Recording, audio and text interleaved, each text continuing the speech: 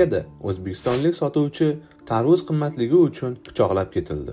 Sankt-Peterburg shahrida o'zbekistonlik sotuvchi tarvuz narxini tushirmagani uchun pichoqlab ketildi. Bu haqida rus ommaviy axborot vositalarida ma'lum qilingan. Voqea 13-avgust kuni soat 20:00 atrofida ko'cha bo'yidagi do'konda sodir bo'lgan. Sotuvchi 46 yoshli vatandoshimizning yoniga noma'lum erkak kelib tarvuzning narxini tushirishni so'raydi. Rad javobini olgan mahalliy xaridor esa pichoqni olib sotuvchiga urdi. Jabrlanuvchi qorniga pichoq sanchilgan. Jarohat bilan shahar shifoxonasiga yetkazilgan.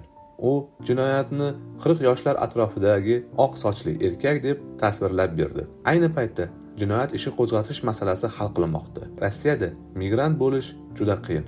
Bu degani siz doimo noaniqlik holatidasiz. Ertaga sizni nima kutayotganini bilmay qolasiz. Siz hayotingizni uzoq muddatga rejalashtira olmaysiz. Chunki mamlakatdagi maqomingiz aniq emas. Doimo til, madaniyat va mahalliy aholi tomonidan tushunmovchilik bilan bog'liq muammolar. Yaxshiroq hayotga intilish, barcha qiyinchiliklarga qaramay, fuqarolarimiz o'z huquqlari va hayoti uchun kurashda davom etadi. Rossiyada yurgan barcha vatandoshlarimizni Yaratganning o'zi asrasin. Vatandoshlar bilan bog'liq eng so'nggi xabarlarni yoritib boramiz. Kanalimizga a'zo bo'lishni unutmang.